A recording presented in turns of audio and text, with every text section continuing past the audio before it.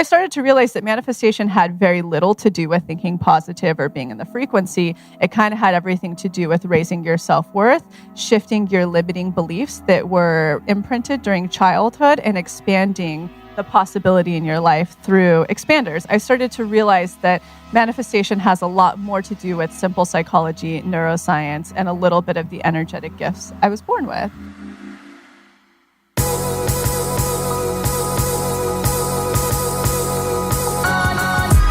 You're listening to the Almost 30 podcast, hosted by Krista Williams and Lindsay Simsick. Almost 30 started as a conversation about the transition from our 20s to our 30s. But then we realized life is full of transitions. So we expanded our mission. We are an intuition-led, wellness-focused lifestyle podcast that promises to deliver authentic conversations, diverse points of view, and insights rooted in optimism, growth, and intention. The Almost 30 Nation community is a group of purposeful dreamers who are smart, passionate, and always seeking the full potential in every aspect of their lives. At Almost 30, we're making magic together. We dream it, and then we do it. Thanks so much for tuning into the Almost 30 podcast. Here we go.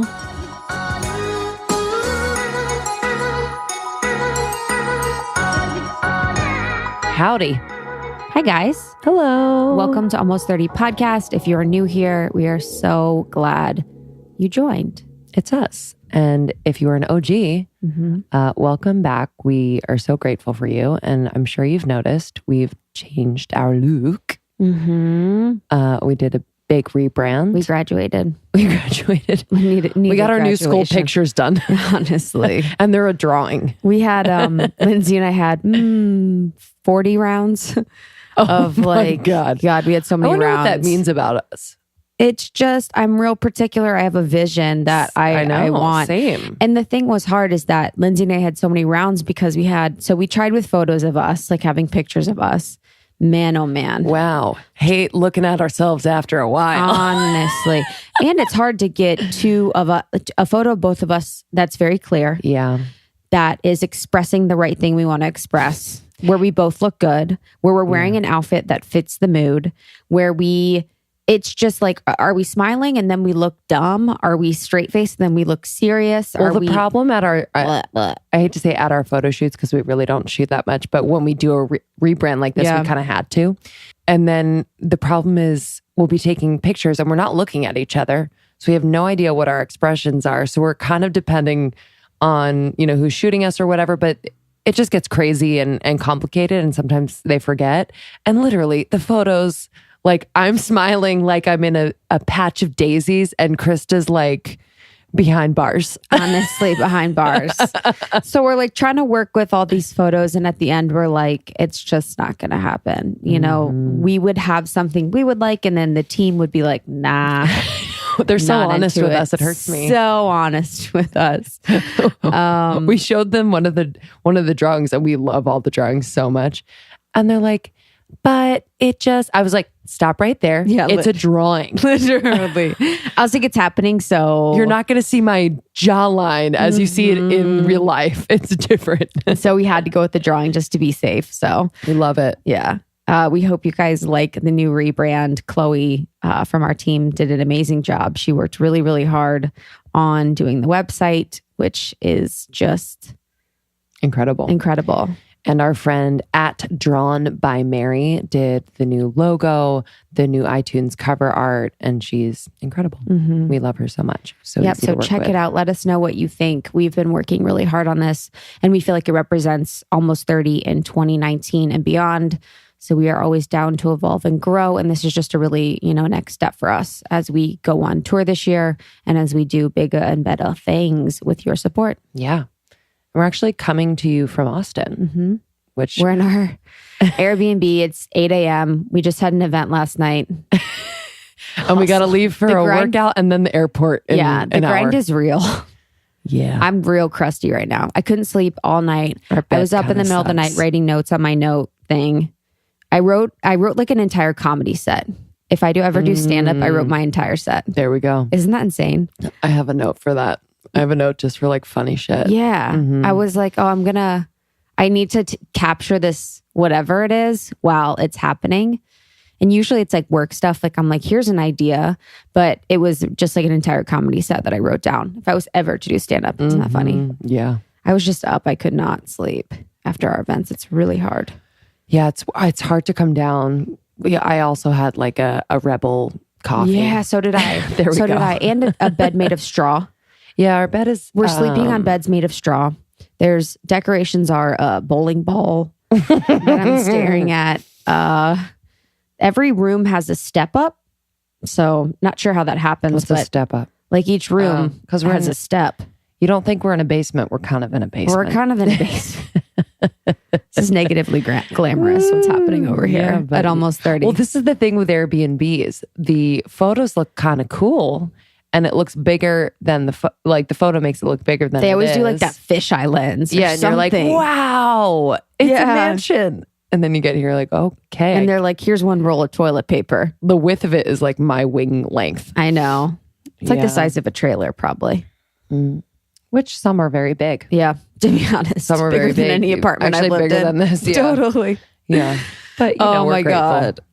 So we've been in Austin right now when we're recording for the past week. We had the Good Fest on Saturday, and then we had our diversity, inclusion, equity, and conscious awareness event with Rachel Rosen, which was one of the proudest moments of my career. So it's been a really good week, but wanted to share with you guys some things that we learned at Good Fest this Saturday, because a lot of the attendees that were almost 30 nation said that they got a lot of value from it. So it was really great that we were able to share that, promote that with you guys, give you a discount code, and have you attend a local event in your city that was health and wellness focused, but so much more. Yeah. So Krista and I hosted, and we were lucky enough to spend time with the speakers the night before. So there was Koya Webb, Nikki Novo, Ashley Piper, Brittany Piper, Liz Moody. Am I missing anyone? Busy Gold. And it was just incredible. Nikki Novo kicked it off. Koya Webb kicked it off with her incredible meditation and breathwork session. We just love Koya. We got to spend a lot of time with her. She has an incredible brand that is just multifaceted and so dynamic. And, she just talking to her outside of the event, like she's just someone who is so openly learning along the way. Like she's so professional and badass and such a go-getter. But we just had these really real conversations about like what's hard right now and the hard conversations she's having and the conversations with herself that she's had to have, and just like the self-reflection that she's been doing as, she expands the brand. She's been around for a while. She's been around for, I don't even know, like 10 years. But it was really inspiring, and she was a big expander for us as we were talking all things business and just self-care as entrepreneurs and things like that. But Nikki Novo is a dating coach, intuitive dating coach, and she's an author. So her book, The Final Swipe, I'm going to get the subtitle wrong, but I'll look that up for you in a moment. But that perked up my ears. I was like, oh, what is your work all about? And she really teaches people how to take cues, intuitive cues from your body, how to really kind of translate or understand visions that you have, and how to use automatic writing to get the answers you need, because all of the answers are inside of you. What's automatic writing? So automatic writing, I've done it in talking to my spirit guides, but you can ground yourself with a meditation in my context as I know it. I don't know how Nikki does it. And then you ask a question and you have a pen to paper, and without thinking, you just write. And it's wild. It's wild. Like, because if I'm thinking and writing, it's completely different. I'm pausing, I'm stopping. I'm like, okay, so what do I write next? This is just like as if someone has your hand, and it's really beautiful. I've done it a few times. I did it last year, actually. I should do it again soon, but it's really beautiful to ask your spirit guides or angels, anything that you just kind of need answers on or guidance on. But she was really incredible, and something that stuck with us from her talk was, I think a lot of women, mainly when they're asked a question, they revert to, I don't know. And really, if we sit with it and think about it, we do have the answer. It just hasn't come yet. So instead to say, I'm not sure right now, but the answer is coming is something that really resonated with us. Because there are many times when I'm like, I don't fucking know. But I also know that I will eventually know. And I just didn't know how to articulate that. So I thought that was beautiful. Yeah, that was my takeaway from the event, that question. But her book is The Final Swipe, Heal Your Heart, Find Your Person, and End the Dating Search for Good. There you go. So you can get that book on Amazon. But she kicked it off. And then there was a panel on anxiety where people were kind of sharing their firsthand counts with anxiety, how they deal with it, what anxiety means to them. And then Brittany did an amazing session on her story where she was violently raped and had to go through the court system. He got put in jail. And her story with losing her brother, and then how she figured out how to channel all that tragedy in her life to become her activism. And now she speaks out and she works with sexual trauma abuse survivors. She has a program called On the Mend, which works with women that have been abused and helps heal them through community, through retreats. And it was really just beautiful to hear her strength and to talk about that and to kind of openly have that conversation with the women at the event who, I know she's not the only one there that had experienced sexual trauma or rape or, violence in that way. So it was really nice to open up that conversation and kind of think more broadly about wellness as, being a mentally well and sound well soul after trauma. Yeah, she was incredible. I can't wait. She's not super well known yet, kind of on the speaking circuit and within that world. So it was just, I hadn't heard of her before, and it was really beautiful. And then Ashley Piper, she's a former political strategist who has channeled her passion for animals and ecological preservation into a career as an eco lifestyle expert. So she was really approachable and super, super funny when talking about living sustainably, which we all can be doing more and more. So from cruelty-free beauty products to vegan cuisine to eco-friendly fashion and beyond, she is your go-to green girl. And her book, Give a Shit, Do Good, Live Better, Save the Planet, is on sale now everywhere books are sold. So Amazon, Barnes & Noble, etc. Yeah, what I loved about Ashley was how she took the shame out of the conversation. So a lot of times with the eco, I don't know, anything involving the environment, we just feel so ashamed because we know that we are raping Mother Earth, that we are using and abusing all of the resources that she's provided us with oil, with natural gas, with trees, with CO2 emissions. There's just so much happening with our relationship with the earth that we are not doing our part and we are not engaged and we are not really having that conversation with the planet. So I really like that she took the shame out of it to give us small actionable steps to doing better, to making better decisions, and really starting from where we are. So it's really looking forward to decisions that we can make in the future, buying eco products, eating vegan more often or a few times a week or once a week if you don't. So she was just really great. And she also has a really great newsletter too that you guys can subscribe to on her website, ashleypiper.com. That's ASHLEE Piper.com. And this provides just little nuggets of information and helpful tips for going more green that you can just get to your inbox weekly. Love her. And thanks so much to the founders of the Good Fest, Kate, Jen, and Jess. We are so grateful that you thought of us to host this event. It was a blast, and you are doing so much good with this wellness festival, just creating a space for wellness for all. So we love you. Thank you. Yeah, we appreciate it. That event was great. It was great to see you guys. The most heartwarming thing about that was the topics, the range of topics, talking about mental health, talking about, Brittany's story with sexual trauma, talking about the environment, talking about intuitive dating. It really ran the gamut of different things that, we could be exploring rather than just the basic things like what's keto. Absolutely. Wellness 2.0. We're all about it.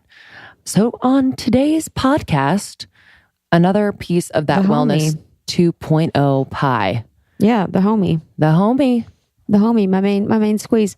My main squeeze who's been living in her future retreat center for most of the time, getting in touch with nature, being a gorgeous earth angel, just doing all the things. And she's recently relaunched, and her website, To Be Magnetic, which was formerly free and native for all of you guys, looks incredible. And the team over there, who are such sweethearts, are just doing a really, really great job with all of the content that is so valuable, all of the courses and offerings that are really responsive to the feedback that they're receiving from their community, from our community, from all the people that want to get more information on manifestation. So we did a live event at Soho House in West Hollywood, and it was really a open discussion, a Q&A mainly, which was nice. We got to hear questions that I'm sure a lot of you have, everything from dating questions, relationships between friends, loved ones, romantic partners, all the way to manifesting your dream home or your dream move. And Lacey is the go-to for that. I actually took her money workshop and her love workshop, and it was incredible. The money came quicker as we grew the business, and just as I let go of SoulCycle, it was the perfect time to dig in there because I had a lot of fear around letting SoulCycle go. Love, I'm still working on, but it was a beautiful way to unblock, a lot of things that I felt were holding me back, things that lived in my subconscious that were prohibiting me from attracting the type of person that really saw me, and I saw them. So just as a refresher, if you guys don't know Lacy Phillips or To Be Magnetic, she's been on the podcast a few other times, so make sure to listen to those episodes. Her first episode with us is one of our most downloaded episodes to date. It's one of my favorites. It was an expanding moment for me. It was so, so powerful. And her process for manifestation is different. So oftentimes I think about manifestation as the secret. I see it, I say it, I want it, I get it. And that really, from a physics level, doesn't always work because there are so many things that could be potentially working against you that are hidden in your subconscious, that could be from your ancestral lineage, that could be keeping you from living the life of your dreams, having the relationship of your dreams, having the job of your dreams. There's so much at play that people are unaware of. So what's important about Lacy's work is that it really, really helps you to commit to the work, helps you to pass tests that may come up when you're trying to manifest, to create boundaries, to shed your shadow, to unblock any triggers that you have, to find expanders, which has been a huge word for us that we use a lot, to her credit. And expanders are people or places or things that help you think that something is possible. So for me, that's looking at houses right now to think that that could potentially be a house that I would live in or buy, to get it in my mind as something that could be mine. She helps you to follow pings, which are little hits from the universe that really point you in the direction that you should be going. And then after you've done the work with shadow, working on low self-worth, helps you to reinforce high self-worth. So that vibration of high self-worth is what gets you what you want because the universe sees you vibrating at a higher level and then feeds you back with the things that you've been wanting that are at a higher level, such as the relationship, such as the house, such as the career, such as the money. So there's a lot that she does. You can go to tobemagnetic.com. That's TOBE magnetic.com. And you can also use code almost30 to get any of the courses at a discount. So I'm doing shadow right now, which has been very, very eye-opening to me. I didn't know that I was so scared of my shadow. So that's been really important for me to integrate my shadow work into my manifestation practice. So highly recommend going to tobemagnetic.com, using code almost30 to buy any of the courses, and then also checking out our old episodes. They are not to be missed. You can search Lacy Phillips Almost 30 on iTunes or Spotify or SoundCloud, and then make sure to listen to those episodes. I still go back and listen. Yeah, it's really, really helpful. It's our most viewed on YouTube too. So unblocking beliefs of unworthiness. Wow. And learning how to speak. But this episode is great. We love live episodes. It just gives an element of in the moment real discussion with people who are experiencing these things in real time. And Lacey is just so loving and so grounded as she explains why they might be blocked in calling this particular thing in and really helping them to expand into alignment. So thank you, Lacey. Thank you to Soho House. And thank you to everyone who attended. Yeah, to Millana Snow for helping us put this on this summer. You are a dream, and we are excited for you to listen. Join our secret Facebook group. We will be talking about this episode. Let us know what you think. Let us know what you want to hear more of. And make sure to check out almost30podcast.com to find our tour dates. So now that our tour dates are live, we are so excited to meet you in the city that you are. Invite your friends, send it to your friends. That's how they hear about us. And you'll be getting tons of goodie bags, tons of swag, and an amazing experience from Lindsay and I, and from the speakers and guests that we bring along with us on tour. Cannot wait. And we also just launched our ambassador program. So we have at this point about 50 ambassadors all over the world creating community where they are, whether it's a yoga class or a group volunteer or a book club. Honestly, it's any size, any type of meetup, and women are connecting and creating community, and it's so beautiful. So check to see if your city's subgroup exists, and if it doesn't and you'd like to start one, please email community@almost30podcast.com. All right. Enjoy this episode. Thanks, Lacey. Love you. And we will see you guys on the flip. Woo! Hello, everyone. I'm so happy to be here with you. So grateful. It feels like I'm hanging out with my true friends. So how many of you have listened to Almost 30 Podcasts? Just one more time. And how many of you listened to the one episode with Lacey? It's everything. Lacey actually put us on the map. Truly. I say, I'm like, if we just repeated the Lacey episode over and over, we'd be bigger than we are today. Because it was such an expanding moment for us. It was one of just those times when I realized that the podcast was so much more than Lindsay and I. It was the people that we have on, the messages that they share, and the impact that they have on all of our listeners and all of our community. And Lacey has been just a dear friend of ours and such an expander for us. So having her here today is going to be amazing. And how we want to structure this is taking a little bit of time to walk through Lacey, her experiences, and then some of the impactful parts of our podcast interviews with Lacey that have really changed our lives and will hopefully change yours. And then we'll open it up for Q&A. So you guys can ask whatever questions you have related to magnetism, opulence, manifesting your dream life, or whatever it is. You can ask her at the end of our session today. Yeah, so we would love to kind of open up, as you know, on our podcast, we kind of love to dive into that time before you, where you are now. And so often those big transitions, that uncomfortable time is, you know, late teens, early 20s. So we'd love to kind of dive in and talk about, you know, how you got to where you are now. Absolutely. So the story, if anybody's heard it, this might be boring after a while, but I'll dig in. I grew up with two really young parents in 4 different households because they were young and didn't have money. So my grandparents helped raise me. My aunt and uncle helped raise me. My uncle was from Tehran, so I had a very eclectic upbringing. And I always like to say I just grew up. I don't know if anybody else had the split family situation, any family situation, wealth to no wealth, you have programming. And so I went through a lot of low self-worth periods of my life when I was younger, through my teens, trying to figure myself out. Even though I always looked so together and confident on the outside, I was deeply, deeply insecure on the inside. And so what I started to realize with manifestation, at around 17, I moved out to be an actress. And around 25, I had been struggling my whole time as an actress. It was up and down, and I was always going for the hot chick roles and just nothing that was sufficing myself. I just had a lot of low self-worth. And I started to put together, because when I was about 17, we had a family intuitive. I was so broke. I was like, how do I actually make money as an actress? I'm so poor. And this family intuitive said, go out and buy this book, follow it to a T, and you'll manifest everything you want in your career. And when you tell someone like me, who's a Capricorn moon, to do that, I'm going to do it. And so I did. I still have the book underlined. I mean, I followed it for a year, everything it taught. And it was one of those books that we're all very familiar with. It's what I like to call the new age spiritual bypass of manifestation.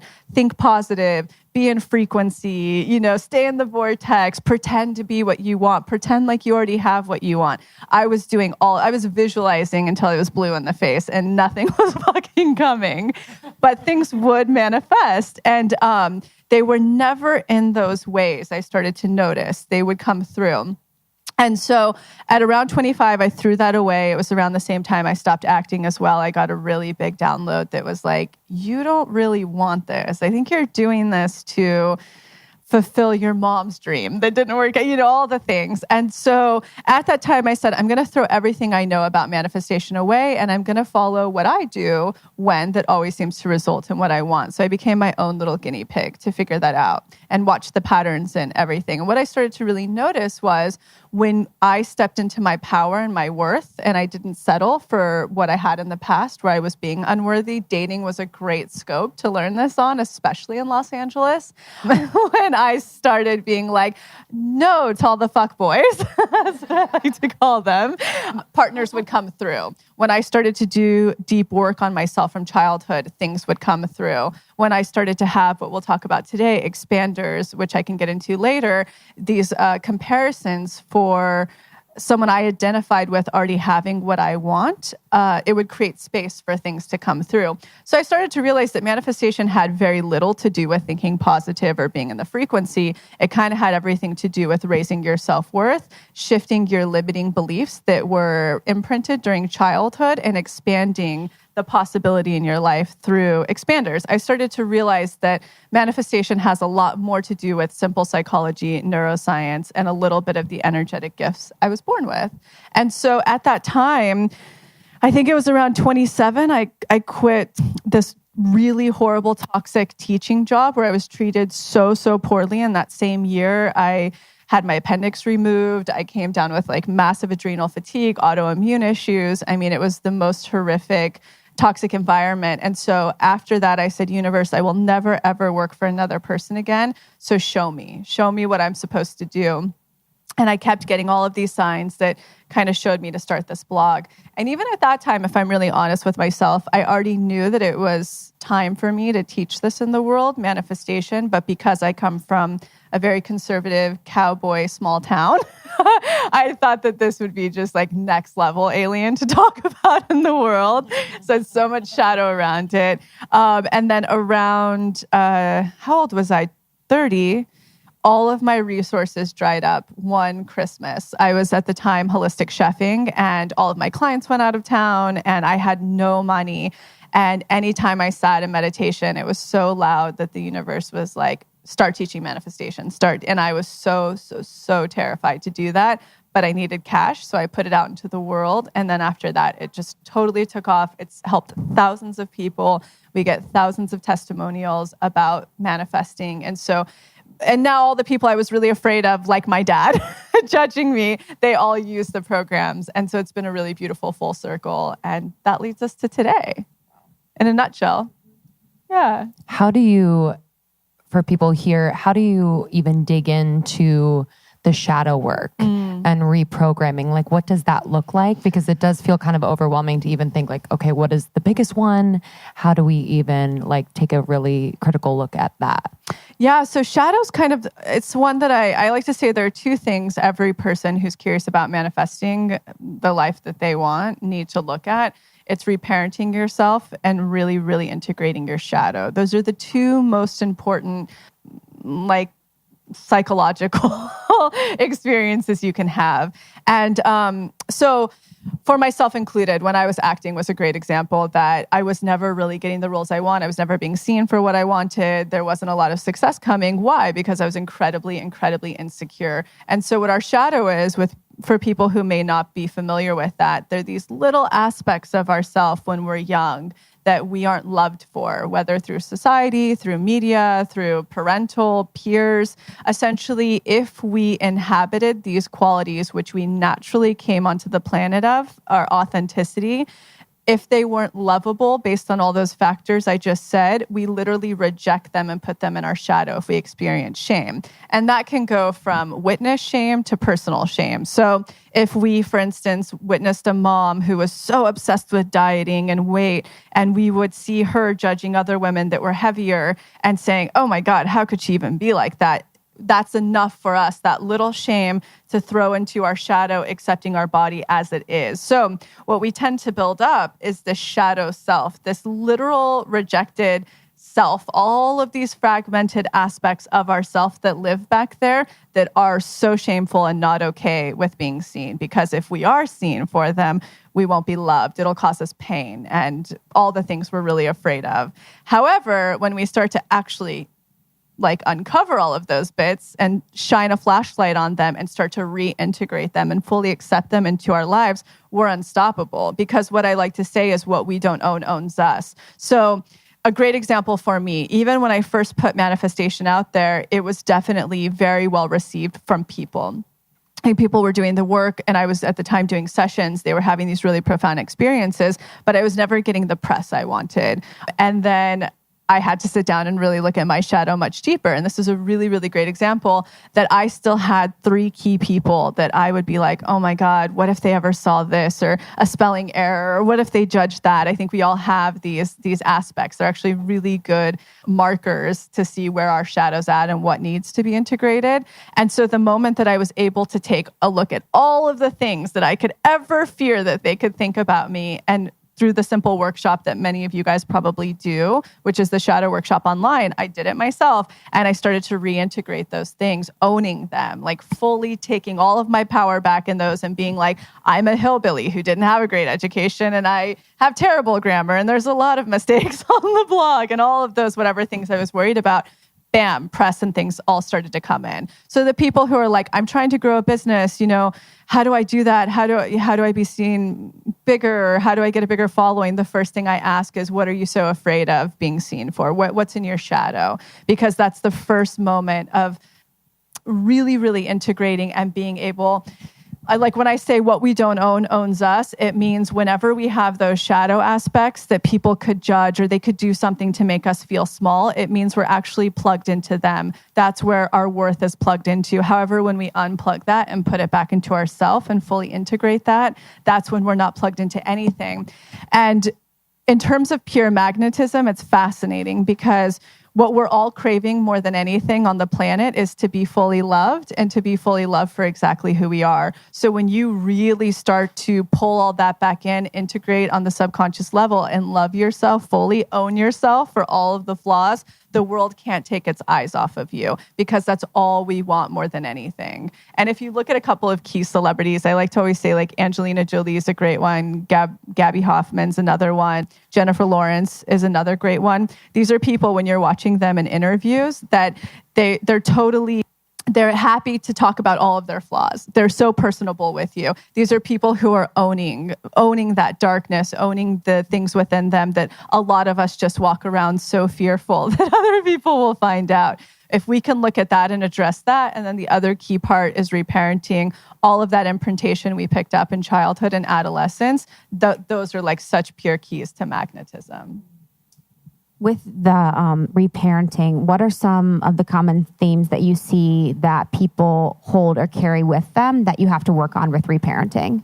Not good enough for what they want to do authentically in their life. That's the key one. We as a society aren't really taught, especially if you come from anything with immigrating parents is a really big one. Parents that are academics, parents that grew up in a lot of poverty. We tend to have a lot of limiting beliefs that were placed on us that if we really follow our soul's purposes, our authentic truths, that we won't be successful for them. So that's one of the biggest unblockings when it comes to career and money. Most people, if they really tap in, they 90% want to be doing something different than they are in career today. So that's a really big one and beautiful one to watch when people transform that in career. And then the other big ones, women, unfortunately we have so much around body and sexuality. That's a huge, huge component, and a lot of issues with either mom or dad is a really big one. And it's not our parents' fault. It's just what they grew up with. So there's a lot of unblocking with that. And then honestly, the really biggest part is just expansion. A lot of us as souls chose these bodies for the human experience. And a lot of us tended to not land in the family that licensed us to be our most authentic selves. So we didn't get to really see, to believe what was possible around us. So needing to go out and experience that expansion. I want to get to expanders in a second, but you mentioned magnetism before. So I know that in our episode, we talked a lot about that, and then we did some work surrounding it post-episode. I realized in terms of drawing in and attracting opulence, abundance, financial abundance, there was like a bill that my parents were paying. It was like a small bill from like 6 years ago, and I didn't realize they were still paying it. It was kind of in like the back of my mind. And after talking to you and after doing the opulence program, I realized that was like kind of I was withdrawing that money from a place that wasn't totally aligned with how I wanted to receive that abundance. Can you speak to kind of the ways in which we can be blocked or how to open up those portals so that we can magnetize? Absolutely. So money specifically? Sure. Yeah. Everyone's like, how to have more money? Yeah. So with money is actually like money and love are the easiest. When you figure them out, boy, are they so easy. But it takes a minute to really get there and figure them out. It took me a long time to get there and figure it out. But with money, the really interesting thing is, number one, more than anything to look at is always the programming we grew up with. So when people are doing opulence and unblocked, you really get to go through and look at all of the programming that you grew up with, all of the lack consciousness that was around you. So whether you come from money and you have all of the programming of like, be quiet, be secretive, people will judge you, they always want to take your money. I mean, it comes from that to lack to immigration's a really big one. I see a lot. And just spending habits. Rich people are bad. I mean, there's so much programming that we're not even aware of that we grow up with. And so I guess a really key thing to actually talk about for a moment with manifestation for people who maybe aren't familiar with this, I don't believe that we manifest from our thoughts. That's a big thing taught in what I call pop new age manifestation, where it's like, think positive. Your thoughts create your reality. Look, we think in such polarity at all times. I'm great. I suck. This, that, judgment. If we were that powerful, our lives would be a shit show. Like, we're just not that powerful. So something really important to hit on really quickly is that I actually believe that we manifest from our subconscious mind, meaning that limbic brain that imprinted from the moment we were born up. I mean, it's always continually imprinting. Our brains are of plastic, so they can really continue to manipulate. But from the moment we were born till about 14, we have a very, very strong imprintation of what we're capable of, how good we are, and how much we can receive in this lifetime. So a lot of the work that people do for my programs are actually going down in a hypnotic process, because that's what actually brings the subconscious forward and your conscious mind back. The conscious mind isn't what we manifest from. The subconscious mind is what we project and manifest from. So when it brings that subconscious mind forward, we're getting a really interesting prehistoric view into that limbic brain to see what we actually truly believe, what we are still looping and projecting on, which tends to be very different than what we think we believe. I don't know if you guys have had that experience, but it's like, oh God, like I didn't even realize I was carrying that around. And so what I will add to that as well, anywhere on the subconscious where we feel unworthy and project from that place, that's where we're not manifesting the things we want, where we were raised to feel very worthy of specific items in ratio to what we're calling in. That's what we very easily manifest. So it's just important to say that going into answering this further. So number one is taking a look at all of that imprintation we picked up, whether from media, from parents, to everything on the subconscious level, and really starting to see what blocks we have, what weird programs are projecting. And then secondly is really looking at opening portals, which is a really important aspect of it. And so I don't know if you guys have read those money manifestation books that exist out there, but boy, do they seem magical. Like I can just visualize that check for $5,000 coming in the mail. And yeah, that stuff can happen for sure, but it's definitely not the mainstay.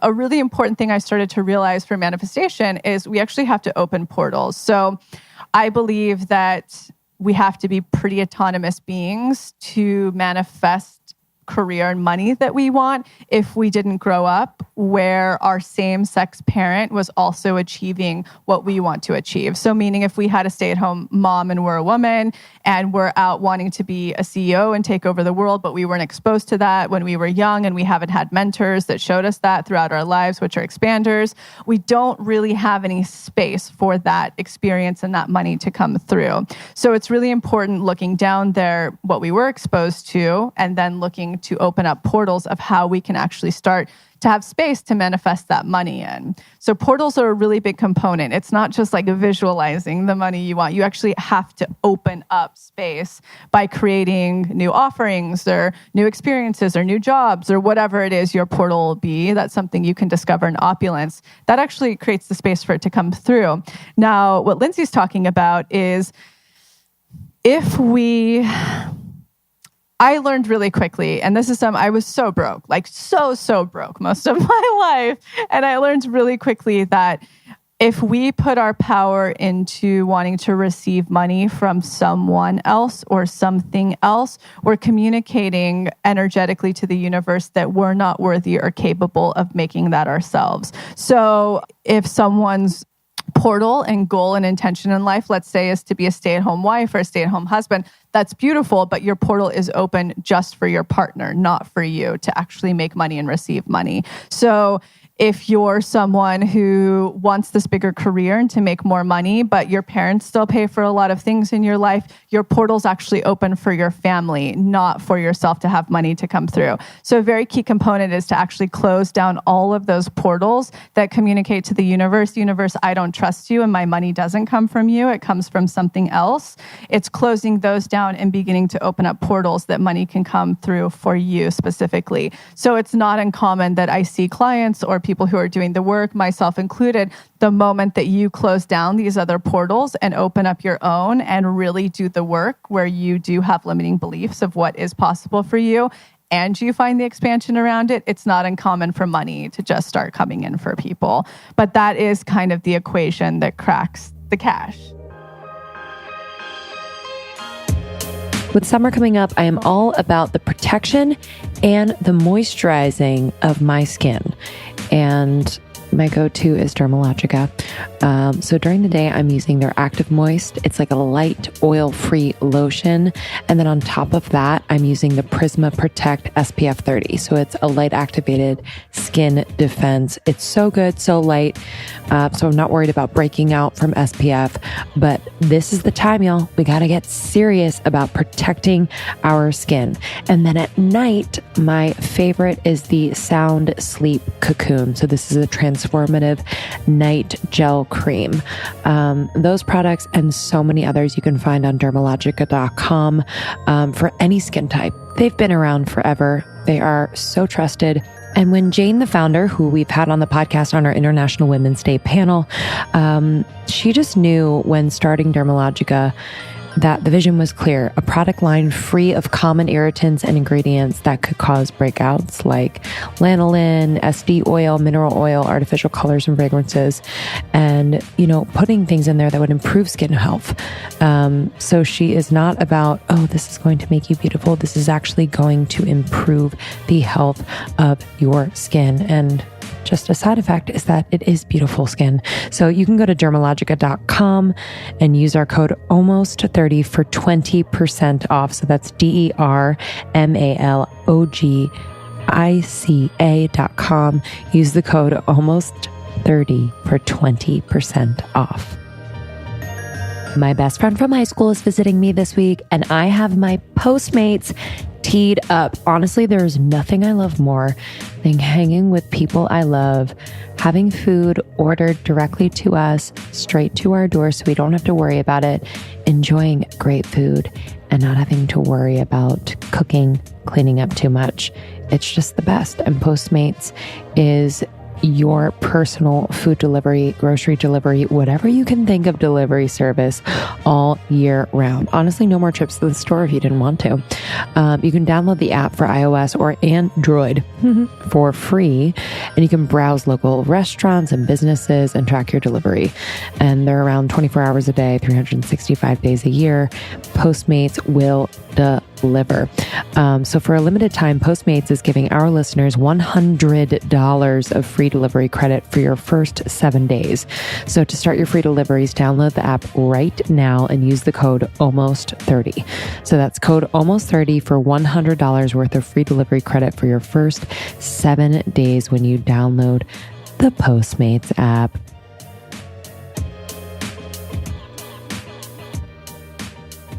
Yeah, what I love about Lacy's work, and a lot of you guys who also do it, is the energetics behind it and the fact that it isn't just the one side of it. So it's not just thinking, I have a lot of money, repeating the mantras, that kind of thing. There's so much more to the work that involves the shadow, that involves an energetics of portals. So only allowing portals that align with a belief that you are deserving of the money, which is like things that I've applied to my life. I just quit my full-time job to, Yay!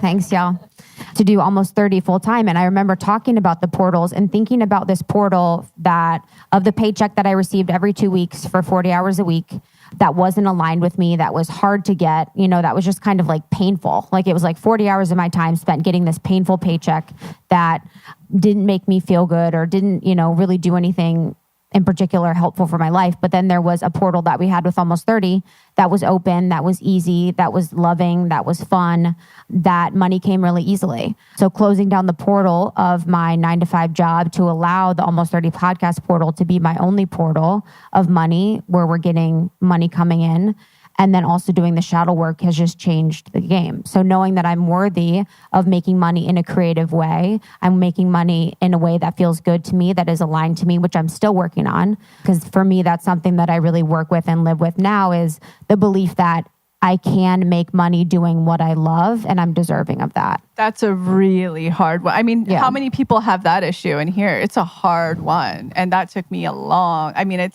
it takes time to be able to trust that, to believe that, to really reprogram that. But the beauty is actionable steps along the way speed up the process. And you've been doing that, leaving the job that no longer serves you, which probably was one of the hardest things you've had to do because it's so secure. And that's a lot of people's fear, So the actionable steps help us catch up a lot quicker because it's like we jump and then we're okay. It's like it strengthens our trust muscle along the way. And I had jumped before, but not done the shadow work around it. So I had jumped and it didn't work because I hadn't done the work around believing that I was deserving of making money, being creative, being who I was all the time.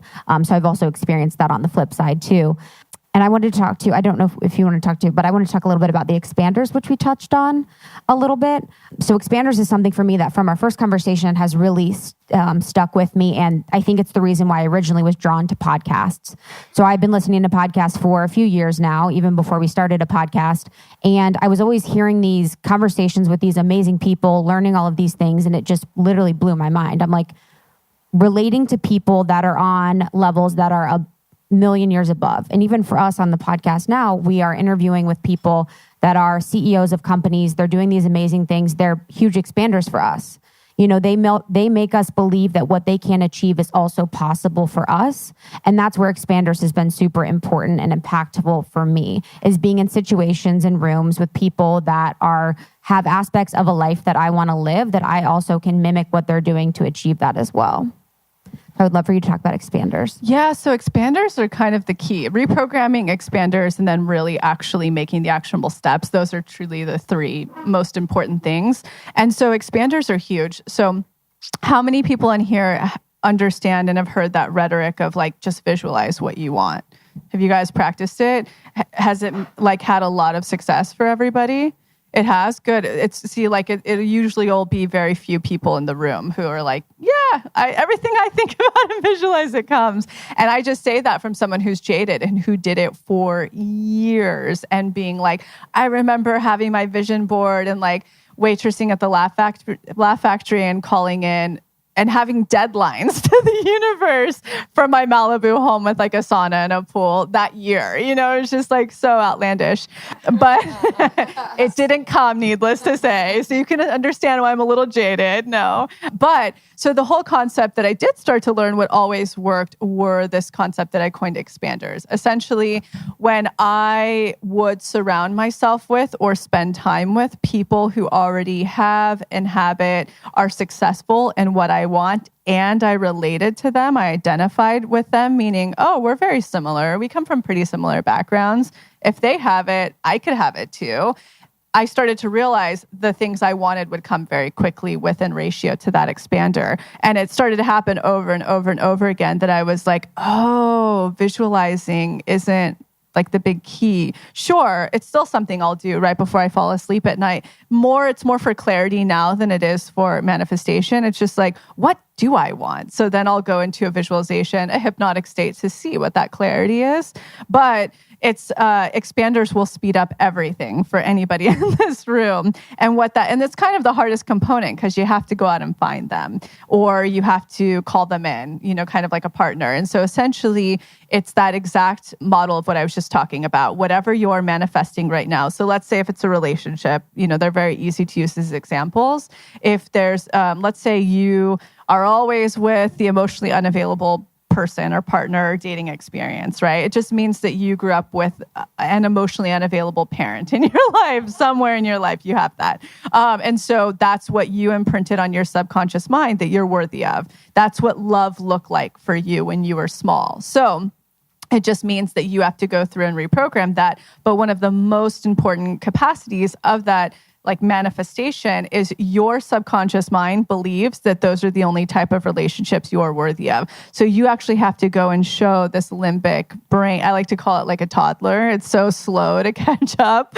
You have to go show it that no, exactly what you want does exist out there. It can happen. And in fact, it happens a lot. That's kind of the whole goal. And so if we're just using that dating experience and model, let's say you're wanting a very compassionate, great communicator who is wants a commitment and whatever, all the things, wants a family if that's your goal. You're going to need to go out and find a person who you identify with who's in relationship with that and that it's successful. And it doesn't have to be the whole shebang. You can go and find aspect expanders is what I'll call them, where it's like, wow, they have a lot of it and they really have the strong communication. And then another relationship has a lot of it, but they have the lifestyle or just whatever. Those are your aspect people. So you don't have to get hung up if it's not the full shebang or if you don't fully identify with the person, but you're close enough. And there's this really key moment that happens that feels kind of guilty and superficial, but it's actually when you're working with low self-worth, it's really important. It's this moment that happens where you go, let's take a female experience with somebody else where you're like, she's not that great. I'm better. I can definitely have that. That's when you know you've expanded. And even though that feels kind of superficial, that's just your low self-worth, subconscious trying to take care of you. That's all that ego is at the end of the day is your subconscious. So, or your shadow is more of what ego is. And the shadow again is what's living in there saying why we're not good enough. If anybody ever found that out about us, they wouldn't love us, right? When we deal with that part, we kind of get rid of that voice in our head that's stopping us. So expanders are huge, huge, huge. If people like didn't do anything else, but they found expanders and they didn't take any more shit, you could manifest a lot of stuff, like a lot of stuff. So last thing before Q&A, so once you find your expanders and once you say no to the fuck boys and close those portals, this sounds really personal. I don't know. Got it. No, but just, in that way for relationships. I know you've talked about the dark period. Yeah. So I'd love for you to expand upon that and talk about the tests that might happen right when you say, no, I've experienced it. Mm-hmm. So how to navigate that and come out the other side. So on the site, I have a thing that's called the Formula Magnetism Workshop. And what it is, it's the whole formula of how to manifest. So what you're referring to is there's this thing that always happens. I call it the magic dark, which I'm realizing for a couple of years now, all the languaging, I'm like, what is this? But that's the only way I could put terms on energy. So The magic dark, it's what I started to realize always happens with manifestation for myself. And then now I've seen it through hundreds of people. So it definitely always happens. And who was it? I was at dinner actually last week with a woman, Gemini. They're like the second quickest manifestors. And she was like, you know what I realized? Every time when I'm like out getting a new office, she's an architect, she's like, it's like I always get tested. And I was like, you do. So being tested is a really important part of the formula and the process. The moment so another thing for anybody who hasn't tuned into any of the podcasts that's really important to state, aside from the fact that we manifest from our subconscious mind, is I believe, in my opinion, based on all of the energetics, I believe the only intention for source, universe, ourself, whatever you're connecting to, God, the only intention in this human experience, because when we come onto the planet, even though we've had, maybe potentially past lives or prior experiences, we come on as our fully authentic selves, totally, fully authentic and whole. And then through society and parents and peers, we start to create all of these shadowy things, limiting beliefs, right? We have pain, shame, trauma, all the stuff that's laid onto us. So I believe what actually makes us our most magnetic selves is if we get back into that totally whole, authentic self-worth space. That's when we can attract anything we want if we're fully expanded through expanders. Like you think of it, anything can happen. And so something that will tend to happen when you are manifesting something that's greater than where you are, and as human beings, we tend to want things that are greater than where we are. We're always striving. So if you just bring to mind something right now that you're manifesting, I assume it's somewhere greater than where you already are or what you have, right? So in order to align with that thing, our self-worth has to grow and align with it. That's what getting into the frequency means, right? Is our self-worth is aligning with the self-worth energetically of that other thing. So and I'll take the relationship model again, because it's so easy. When we start saying no to the fuckboys, we were saying yes to them because on a subconscious level, we wanted attention and we thought maybe they'd like us or maybe we'd be the one to change them. But no, not a chance. There's a whole partnership workshop too. If you're in that experience, I'm like, why don't I just make this $68 instead of paying a lot of money to come talk to me? Because it's actually pretty fucking easy. You just have a lot more self-respect and then you can manifest your partnership. But when we start to say no to the opportunities that are coming in, and especially if we were settling prior in an experience, so this is applicable to a job, to an apartment, to a friendship, to a relationship. So we'll take the dating model. Let's say we had been just kind of only getting in people who want to hook up, or they don't want to commit, or they might seem like the whole package, but at the end of the day, they're like, I'm not ready, whatever that is. Let's say that we've been doing that for a while. I was there, trust me. This is how I figured this out. Let's say we've been doing that for a while, and then we make our list to start calling in the thing we really want. You have to imagine that thing we really want, its self-worth is higher than where we are, right? Because if we're really wanting that person who has the compassion and the commitment and all of the things, we have to actually get there ourselves with ourselves, right? And so the universe, knowing this, will start to send you tests to be like, and the tests are really pretty packages that are like, are you sure? You're sure you have self-worth and you're going to say no to anything else that isn't worth where you are and where you want to be. And so those are called tests, right? And you'll get them. You'll start to really notice them now when you're in your manifestation. Who, like Maggie, you are probably pretty familiar with tests. Lila, you just passed a whole bunch. Like, they come out of the woodwork, right? You're like, what the fuck is my ex-boyfriend from whatever? Like, we don't even talk anymore. It's like getting in touch all of a sudden. The universe is like, you sure? You really sure? And you have to be like, I'm not fucking around here. I'm sure. Okay, this is where we're at.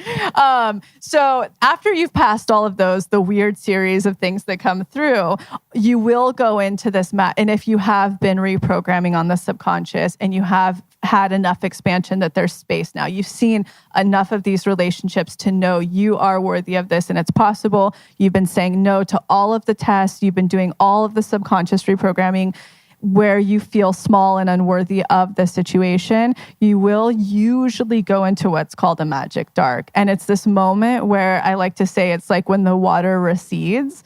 It's like all of a sudden, it's the darkest before the dawn. And this is especially true for people who are manifesting career and jobs or apartments and things, and they've jumped off of a cliff and they're like, whoa, my savings is almost gone. And I've said no to a lot of jobs that aren't compatible with what I want.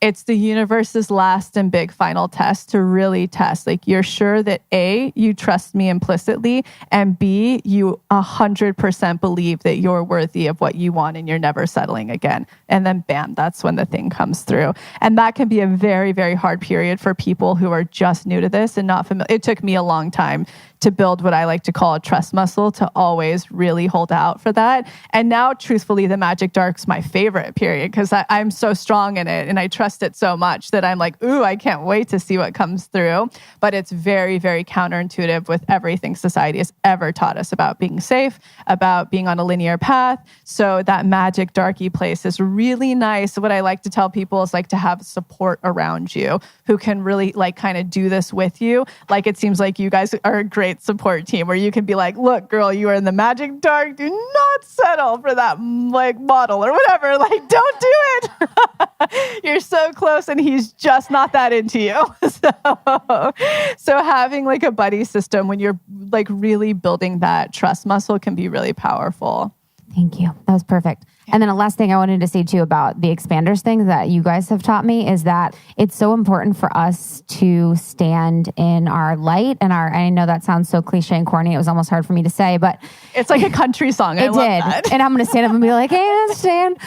It's just like really important that if something is working in your life, if you are in a relationship that is amazing and loving, and you are loved and it is everything you want it to be, it's important that you share that with people so that they can see that it's possible too. So if you're in a career that is amazing, you feel like you're seen, you feel creative, you feel supported, it's important that you tell people so they can see that it's possible for them too.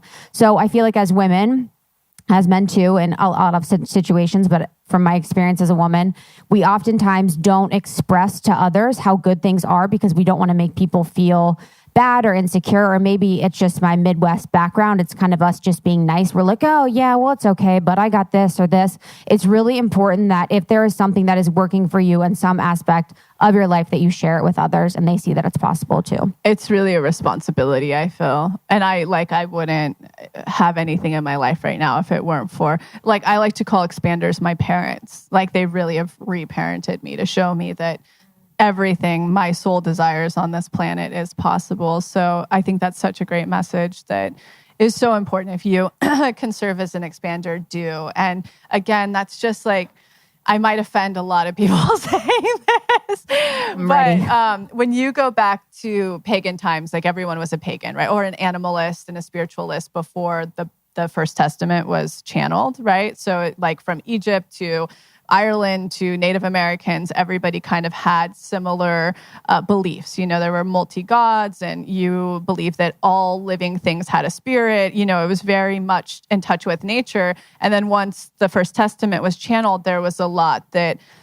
unfortunately started to make us a lot more subservient and not we had to feel a lot of shame. It created a lot of shame for us. Sexual shame. It created a lot of don't be hubris, you know, all these limitations that have created so much limiting beliefs within the freedom of our true spirit and what we truly desire. So really being able to look at not only pure media programming and societal and parental, but also anything we've picked up subliminally from growing up in a very puritanical country. And I hope that doesn't offend so many people because I really, really respect and admire anybody's both political and religious beliefs. But when it does come to manifestation, it's very important to look at anywhere like that, where you're afraid of being in your light or feeling like you may be hubris.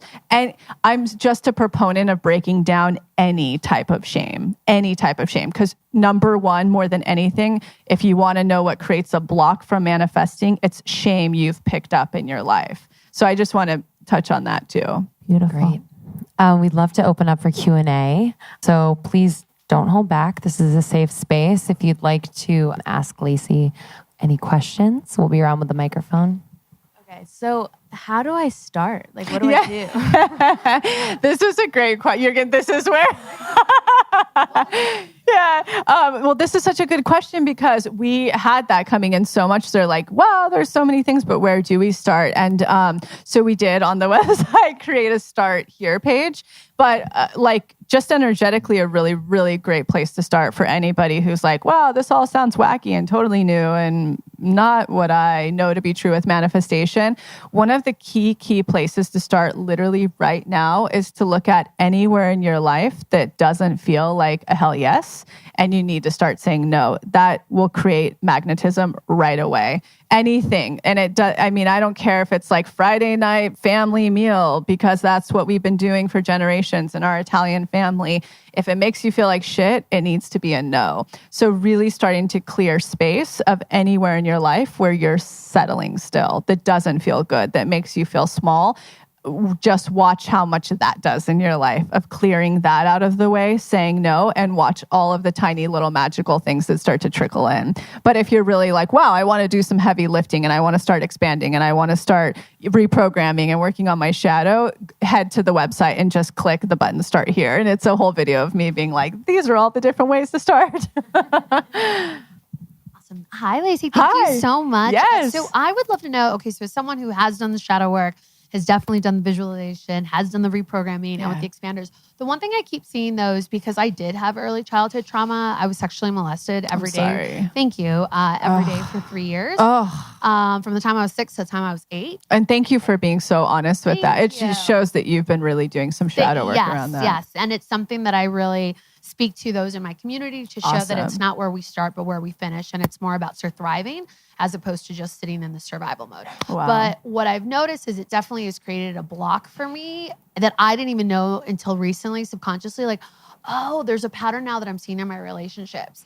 And we were just talking about this morning where whoever I'm attracting, it's like everything I want, but then there's something in them that says that I'm too much for them. And it's now been reoccurring. We're like, well, I would really love it. You are everything I want, Liza, but can you lower yourself? Or can you're too independent or you're too much. It's too much noise because you have so much going on and you're too successful. And I was like, okay, that I have to take responsibility for that. Yeah. So I would love to know how you work through that to get past that point. And have you been doing the DREs on this? Yeah. Whenever it comes up. And what sort of, when you're down there, what's the triggering memories that are coming up for you? My uncle telling me that I would never be worth more than anything than sex in this life. Totally. And that the reason my parents were divorced was because I wasn't born a boy. Oh my God, I'm so sorry. Oh. Yeah. But it's obviously why you're here, to be this advocate and this voice. And that's why we experience any really shitty thing. So thank you. And we need to have, Lila, if you're open to it. Well, Lila was saying we need to have Eliza as a cure if you're open to it. Because you're here to really expand and share people. Yeah. But so the biggest things that I would suggest if you are there and it's not moving, right? A couple of modalities like we've tried recently that I think are pretty profound. I don't know if you've ever experienced them, but EMDR might just mean that your whole nervous system needs to really integrate it on a much deeper level, not just here. Okay. So that's a really powerful modality. And tapping, I hear from people. Tapping's never been successful for me, but EMDR was, I don't know if anybody's tried it. It was really powerful. Okay.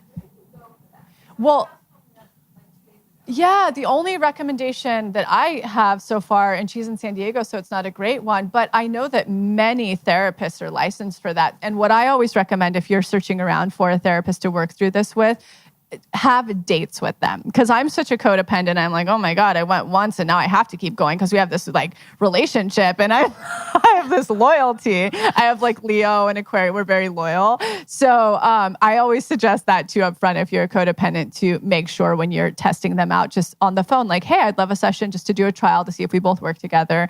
And just calling around and trying them until you find one locally that really connects with you. But I found that to be very profound. And why I did when she explained it to me, she was like, Lacey, you realize that you're a trauma therapist, right? And I had I'm just doing what seems to work for myself and others. And she was like, but what's so powerful about EMDR, and especially an experience that's deeply ingrained, you're experiencing that every single day of your life, which makes me want to murder someone, but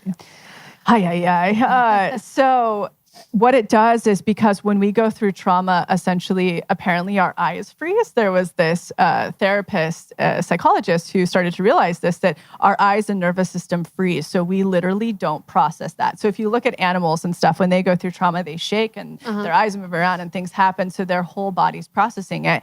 So essentially, not only is it imprinting in your brain when you experience that trauma, but you're frozen in it too. And so the deeper integration isn't releasing through your body. So it's like when they do this work with you, which is like they make your eyes look both ways and you go through and relive and you do all the things, it apparently integrates in your deep nervous system, and you go through it enough times until you literally have no feeling associated with any of it anymore. Like you kind of completely heal it. So that's maybe something that might be, because especially you're so aware of the triggers and the patterning, and it sounds like you're really... Another thing that I do like to say too about anybody who's doing any simple neuroplasticity work is it takes time. It takes reinforcement. When you look at the statistics, it takes I think 3,000 days to create a full new loop in your brain that's looping on something else. So this might just be a quicker way for you to get the loop. Yeah, to get the loop going and to really get rid of it so that you don't feel like you're too much anymore, because you're still projecting that. Right. On a very deep, deep level. It's not integrating. Right. So I'm so glad that you experienced that, and we have to talk to you after to potentially Let's be a cure. definitely do it. Yeah. Oh, good. And thank you for being so vulnerable. And that as an expander is what helps other people. So thank you for that. Yeah. What does EMDR stand for? What does it stand for? Emotional. Yeah. Did you look it up? Okay. I'm glad I wasn't the only one. Oh, it's eye movement. Yes. What is it? Electromagnetic.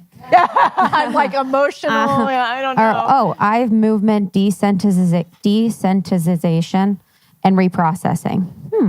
You know what's interesting that you just said that and it just hit me is I have very strong memories of when it happened.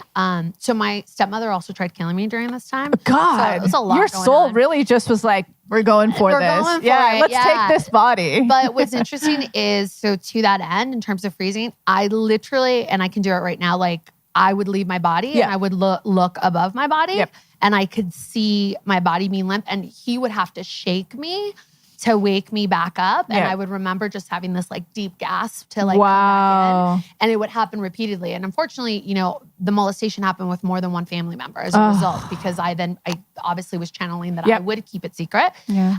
But when you said that totally shook my core, because I was like, no, you're right. I would freeze. Yes. And I would just leave. And that feeling throughout your body, that shake, is always your intuition saying, yep, that's what I need to do next. So I'm glad that you experienced that. Thank you for sharing. I'm so grateful. And I'm just so proud to watch you on this journey of healing and healing others. So that's amazing. Yeah.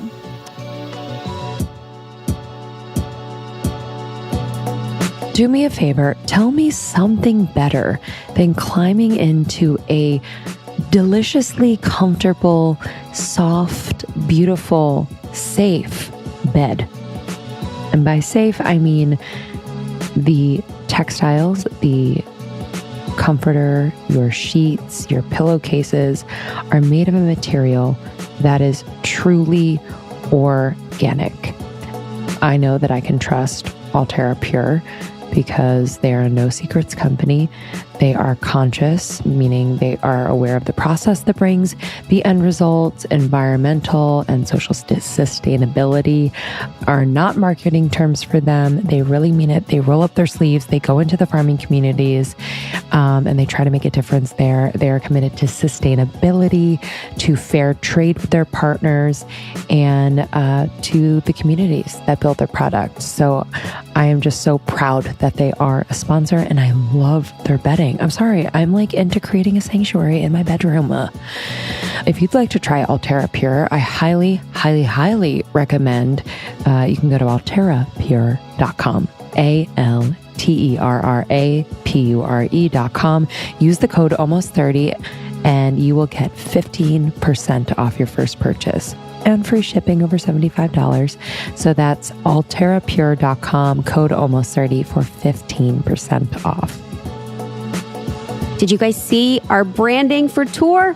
We are so excited, 13 cities, and we knew that we had to do it big this year. So it just so happened that we got the opportunity to work with 99 Designs for our 2019 tour, branding, and I could not be happier. Killed it. We're so happy and We're blessed. so happy. So there's two ways to work with 99 Designs through their designers. You could have a account manager type person support you through the process, help you find a great designer for your project, or you could basically crowdsource a bunch of design options from amazing designers all over the world. We decided to go with the account manager type style route, and they connected us with Tika Design. That's Tika Design, who you can go reach out to now on 99 Designs and have design you some amazing branding. And through the process, it was so easy, so awesome. She knew exactly what we were looking for, and I could not be happier. Yeah, so from logos to packaging, apps to books, and now they do video, 99 Designs is a faster, simpler, more affordable way to find and work with creative talent. It was such a joy, and they executed our vision just so seamlessly, and we're so happy. So if you'd like to try 99 Designs, you can go to 99designs.com/almost30, and you'll get $25 off your first design contest. So that's a contest where Krista said you crowdsource. You get concepts from a multitude of talented designers at once and select your favorite to continue working. So that's 99designs.com/almost30 to get $25 off your first design contest. When you go to the website, you click Get Started, and that'll take you to your discount.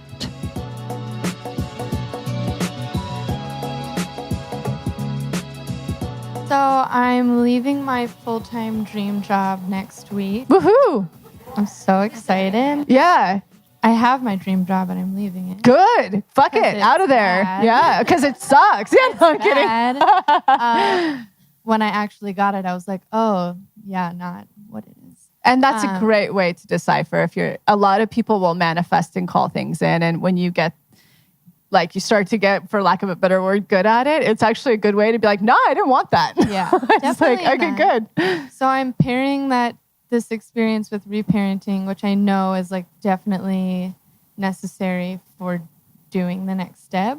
But I'm consciously aware that I need this support for like a certain time of my life. Absolutely. So I'm like halfway through reparent right now. And so like the toddler, like, I don't know, younger, like before teenage, basically. Mm-hmm. I'm like, when I'm doing it, I'm like, okay, just like get through it so I can get to like the good stuff. Yeah. Do you recommend that you redo those like days in that moment? Like the next day, just go back and do it, or just go through the whole thing and then do it again? And you're saying you're wanting support, like a therapist, to help you with it. No, I just know that like, I consciously know that is the time when I like need help. Yeah, from yeah, that yeah. time. You know, Oh, from yeah, that like you time feel like period. it's the thing you need to revisit the most, you're Is saying. that certain time. Yeah, oh, so, yeah. like the toddler phase, I'm like, oh, I'm good. Like that. Yeah, was, you're like, got that it. was fine. I had a Cool. great life. Like Yeah. that was fine. So I just like don't, when I'm in the toddler like DI, I'm like, okay, like just do it because I have to get through it. Not But at all. You don't have, after you've done it once through, I do totally mixed. So Okay. like if I'm having a lot of triggers coming up in my life where it's stuff stemming from where, I think it's the toddler phase, the day 3 where I'm really bad at intimacy and saying no and things like that. I'll just go to that day and work through it. And I do all of the workshops still, myself included, but I have to give them breaks in between because I'm too smart where I'm like, I know what I'm going to say and do here. Like my mind gets going. I definitely have something that comes up from it. It's not like it's not valuable. Yeah. But I just know that still in that moment, I'm like, all right, but it's going to get good on day 6. Like, this is coming.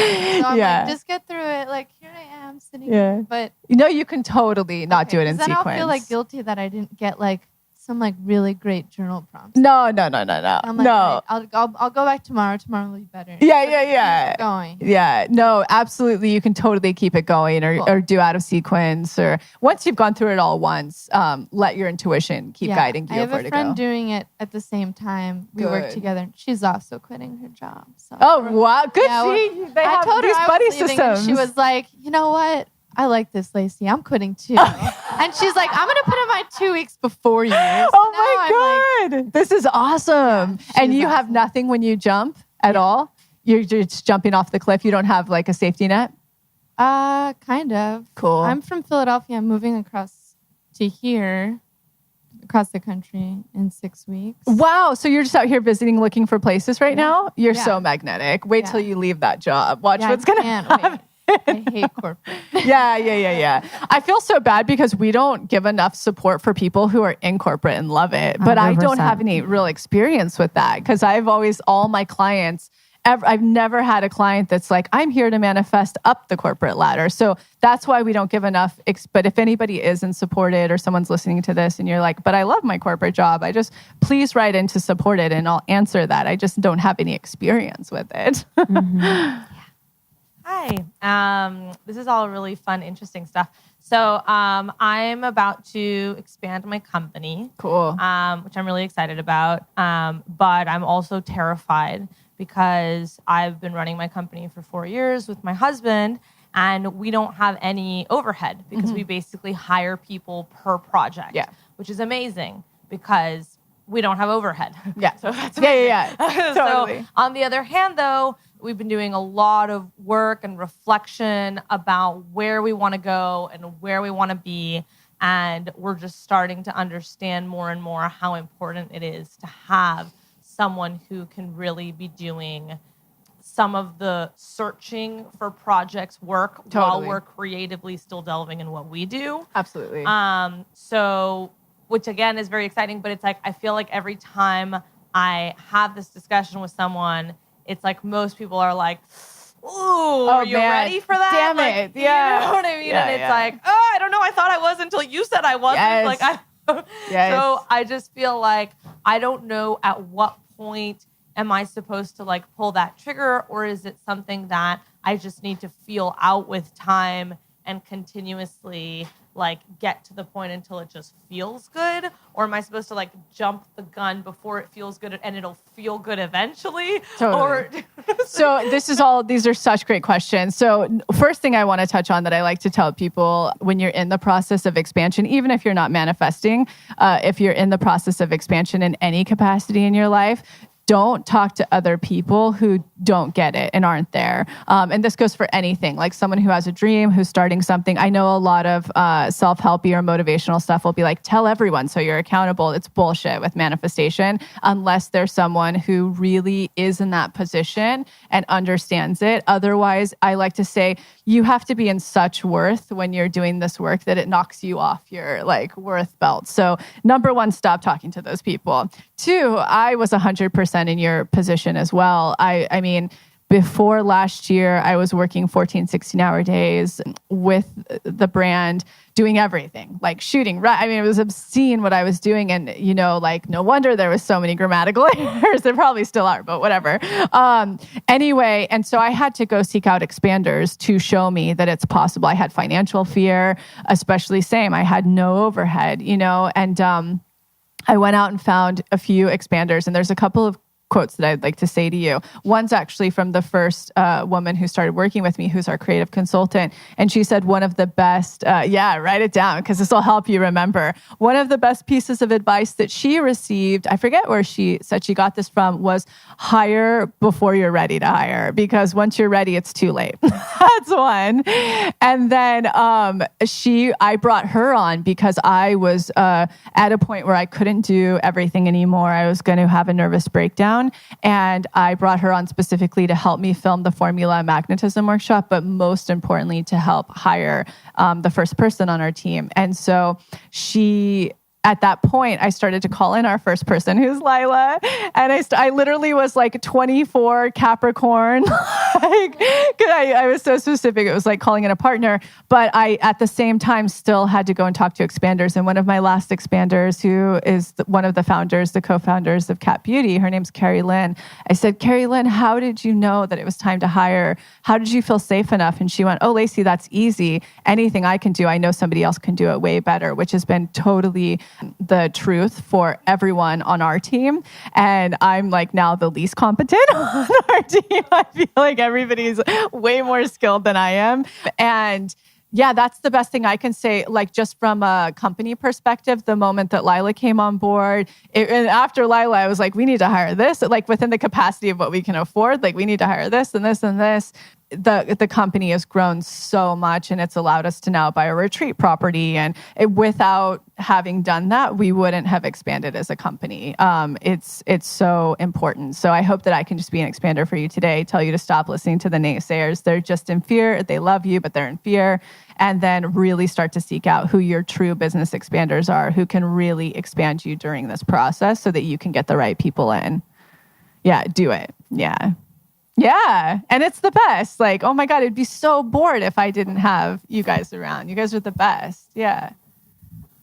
So this popped in my head, but I was actually the first person that Carrie Lynn hired full time. Oh my God. You're like, I hated it. I left. No, I'm kidding. I'm totally kidding. But being in a situation where your boss is like, trusts you and lets you make autonomous decisions out like I was 22, like, wow, is amazing. And it's not corporate, but that experience was really incredible as a young person. So from an employee perspective, I think if that's your mindset going into it, the people that are going to come work for you are. Oh, totally. I imagine. Yeah. Can you talk a little bit more about being unable to find your shadow trigger words? Because I've gone through that like 20 times. Totally. I still can't hit the words. Another place, like people who are going through the shadow workshop, I always like to say, when you're looking at these words or these triggers, if it doesn't make you really angry, emotional, or want to throw up, you haven't hit it yet. Like you haven't hit the true shadow. It should feel like a knife in your stomach. That's like, ooh, that's that thing back there. I'm real afraid of people finding out about me, because that's when I'm like really not an okay human being. Those are the ones you want to deal with first. Those are like the big heavy hitters where you start to see a lot of manifestations come your way when you've been addressing those.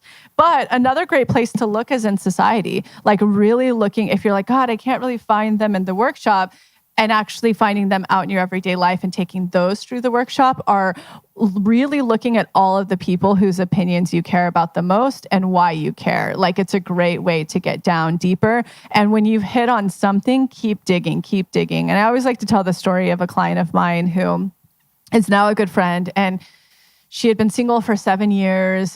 Her big thing right before she moved to New York was her stepmother, who was intoxicated at the time because she had a boyfriend. The client did. She said, when you go to New York, you're so invested in this boyfriend, you're going to turn out to be nothing just like me. And in that moment, she was like, it was all subconscious, but I've got to ditch this guy. I want to make it in New York. You know, I come from this family. It hasn't been a healthy environment. Like my dream is to make it in New York. So she really had, because of that shadow, she blocked a relationship for 7 years. It was all unconscious for her, why she was pushing all relationships away, literally like subconsciously pushing them away, was because they would ruin her life and she would turn out just like her stepmom. And so basically, she was going through the workshop, and we happened to have a session right during the workshop. And she was like, yeah, I think I hit my shadow word. And I forget what it was. And I was like, I don't think you have, because you're not too worked up about this. And so I had to bring in a lot of other elements to her in order to really find that for her. And finally, the last one was the guy that she had broken up with. He also now moved to New York, lived in her neighborhood, and had a baby and a wife. So she got to run into them all the time. And so I was like, if we brought him into your apartment right now and he just called you the most honest, disgraceful thing you can imagine, like he said it to you, and it's the thing that would make you crumble, what is it? And finally for her, the word was pathetic. And she was like, I all started crying, like, if he called me pathetic. And so we go through that mirror exercise together. It's really amazing when you have it with another person, because I would be like, great, you're pathetic. I think you're like awful and pathetic. And she's like, you're so mean. I'm awful and pathetic. And we're going through it and going, I'm like, you're so pathetic. Oh my God. Like, I can't even look at you. And finally through the middle, it was like neutral for her. She's like, I'm pathetic, you know? And then at the end, she's laughing and she's like, oh my God, I can't believe subconscious. She's like, I'm great. Like my life's great. And I'm doing this and all this stuff. And at the end, pathetic was just something she registered that she was. And that's why she was unworthy of a relationship. So the word doesn't have to be really bad. It just has to hit the true thing you're subconsciously holding that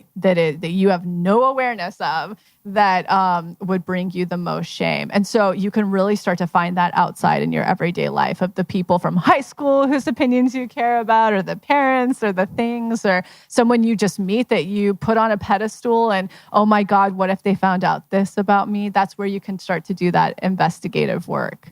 Does that help a bit? Poor Maggie, you've been doing them all forever. That's great. We have time for 2 more questions. Yeah. Hello. Hi. Okay, so I'm noticing a theme. People are jumping off cliffs. Yes. It's also these eclipses. I think it's very common right now. Like a lot of lives that are changing at the moment. Definitely. I too left my job, but a while ago. Congrats. Thank you. And I thought it was my dream job. It just wasn't serving me anymore. My husband was awesome. He's like, cool, I got this. You do you. Let's figure out what makes you happy. Awesome. So I had all this amazing, loving support to figure out what my interests were and what I really wanted to be doing for myself.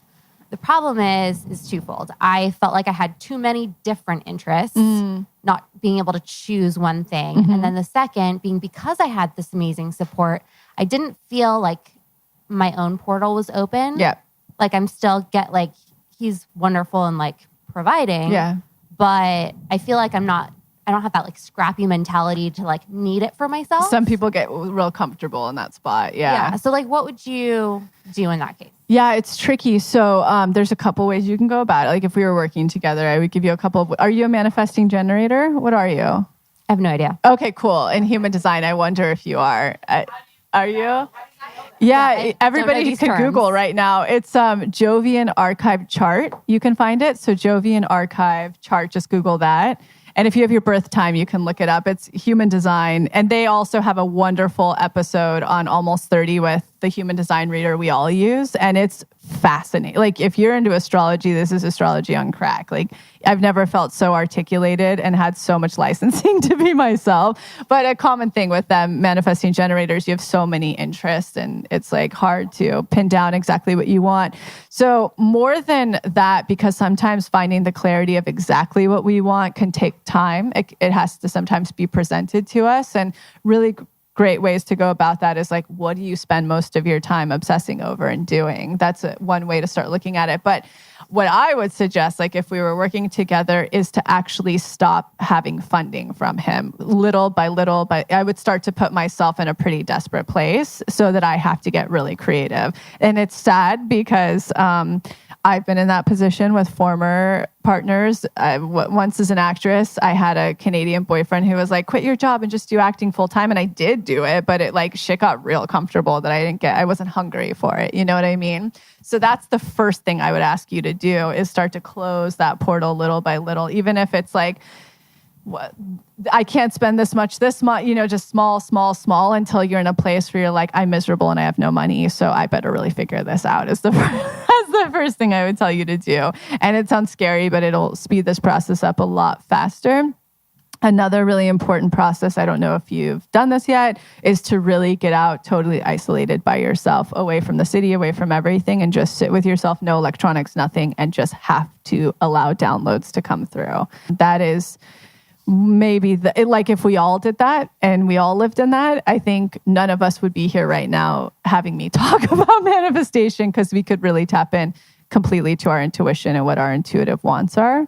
And then the last thing I would ask is if you're getting clues along the way. So meaning, are people telling you, you're so good at that? Oh my gosh, do you have things showing up in threes that are like, for me, for instance, when I was in your position and I had left my teaching job, but I just didn't know what my thing was. And I was like, universe, I won't work for another person, so show me. I kept getting people who were coming up being like, have you seen that blog, My New Roots? Have you seen that blog? And finally, when I looked at it, I was like, oh, yeah, I guess it all just came through. I was like, I guess I'm supposed to start a blog, not like that blog, but that's the message. So really looking out for what clues are showing up, what things are sounding louder, because whether we are tuned in or not, we're always being communicated with at all times. So it's up to us to get quiet enough and listen to what's coming through. So those are the three things. The top and first being, I would start to completely close that portal so that it has to happen faster. Thank you. You're welcome. Yeah. One more, yeah. Okay, so I didn't want to talk, so I was like, you have to talk. Okay, so I just went through, man, I love this. Thank you, Liza, for inviting me. Oh, yay. This is the first time I hear about you, so I'm definitely following you. Oh, awesome. I don't know what I am. I just know that I'm a ball of energy. And Great. I just went through a breakup a year ago. I just celebrated my 1 year anniversary on Sunday. After your breakup, did some shit start to come through for you? All kinds of shit. Yeah, I was like, he was the wrong one the whole time. How can you even see this shit? Yeah. And then your girlfriends tell you after the breakup, like, you guys didn't even go. And I'm like, why don't you tell me this like 2 years into You wouldn't have listened. But I had to see it alone. So it's been the hardest breakup that I had to go through. And it made me become vulnerable. Awesome. I did a YouTube video on it. And so I was like, I'm going to share my story to help others. Awesome. Right? Because I was dragging. I didn't recognize myself 6 months after the breakup. I was like, you're this strong woman. And I felt super weak. We have to get her for cures too. You're going to inspire so many people. Yes. Thank you. I felt super weak. I was not afraid to cry. I was not afraid to say I'm heartbroken. He broke up with me. Fucker. No, and I'm kidding. It's like I break up with guys. Like how? Oh, how? What? Yeah. Well, he basically woke up and was like, I'm done. Okay, so this is my dilemma, lady. I don't know if you can feel me, but I like older men and younger men. Yeah, sure. And so I'm kind of, and Liza we talk, right, about our dating life. And I meet a lot of men that are like ready to put a ring on it. Yeah. And I'm just like, whoa. And so, also you're like, are you crazy? You don't know me. Yeah. but it's like I attract great men. Yeah. And I verbalize that all the time. And so therefore I attract it. Yeah, right? totally. And so I'm like, we got options. Yeah. You know what I'm saying? We got options and I love that. But I get overwhelmed too. Because I'm like, what if this is my soulmate? What if this is my soulmate? Yeah, what if this guy's going to give me my twins? This guy has a great career. Yes, I love you. I love you. Yeah, and so I get, my thing is I have so much energy and I give and I teach and I have a nonprofit for women. And oh my God, you're amazing. But it overwhelms me sometimes because I'm like, I feel like, and I'm always getting channeled. I'm always getting downloads. I know it. I feel it. I'm blessed and guided. Are you an Aquarius? What are you? I'm a Cancer. Oh, wow. I wonder if you have an Aquarius rising or something. I don't know what I have rising. But energy. So that's my thing is I believe in abundance. Yeah. And so I get a lot of messages and I get a lot of, I meet great people. So sometimes I'm like, do I go right or do I go left? Like, what is my destiny? Totally. Right. And then so I'm like, do I have to go through it to learn? But then I'm like, I'm getting older. I want kids. Yeah. And I want twins. You'll be fine. You got this.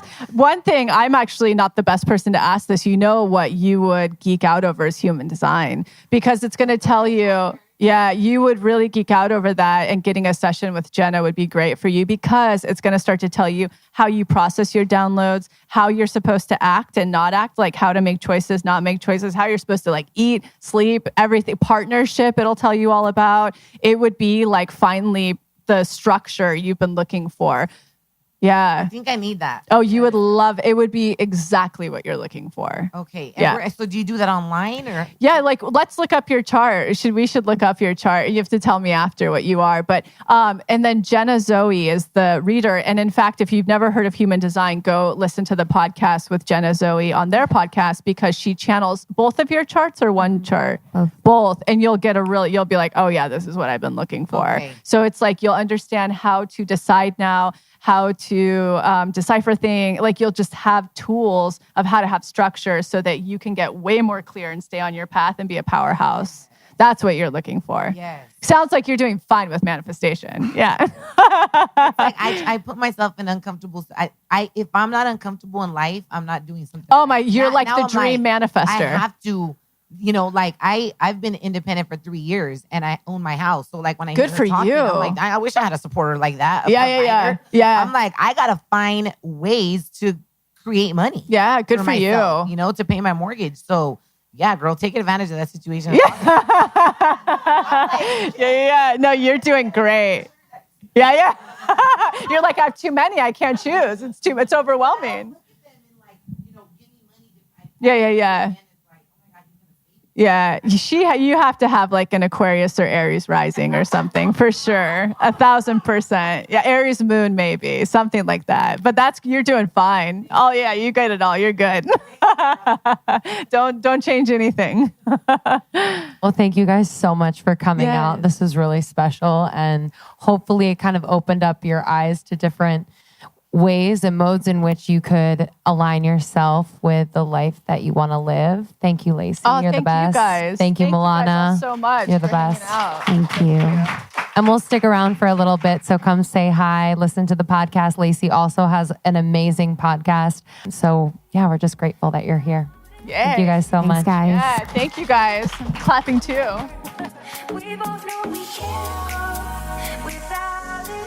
Thanks so much, Lacey. Thanks, lovely. Yeah, ToBeMagnetic.com. You can use code almost30 to get a discount off of those courses. Yeah, it's so great. And thank you, praise be, to Postmates this trip. We've been Postmating some actually incredible vegan food in Austin. Food. Whoa. ATX Austin. food truck. We did a few times actually. They have really, it was like really clean, almost like too clean. I was like, this is like too healthy. But they have bomb mushroom spelt tacos. So yeah, we've been using Postmates this whole trip just when we need food in a pinch, when we're running from here to there and back at the place we're getting ready and we want to eat something healthy and quick. So everywhere we go on tour, it's amazing to have Postmates accessible in most of the cities that we're at, so we can use it to get food delivered that is healthy whenever we need it. Yeah, and you can download the app free for iOS or Android now on your phone. And for a limited time, Postmates is giving our listeners $100 of free delivery credit for your first 7 days. Yes. So to start your free deliveries, download the app right now and use code ALMOST30. So that's code ALMOST30 for $100 of free delivery credit for your first 7 days when you download the Postmates app. Woo! So good. Thanks so much for listening. Thank you in advance for writing a review on iTunes. It means the world to us, and for sharing with your friends. That is how we grow. So if this episode resonated with you, or you think it would resonate with someone else, share it with them. Just text over the link. That's always really special when I receive anything from a friend that they say made them think of me. So that's great. And for anyone who has written a review, we love you. Thank you. Review of the week. All right, 5 stars. This show is everything. These women are real, relatable, and so refreshing. The people they bring onto the pod are equally charming and full of wisdom. Your life and your mind will be better with them in it. From Lauren Savage on March 17th. Thank you so much. Your reviews really help us get on awesome guests. And it takes 2 seconds for you to just go to iTunes. You could even pause it right now and just put 5 stars. You can write a lot. You can write a little. I know you guys write these really thoughtful paragraphs that mean so much to us. So if we have in any way bring value into your life for this free content medium, it would mean so much to us if you would write a review. Thank you. Thank you. Okay. We will see you next time. Love you. Love you.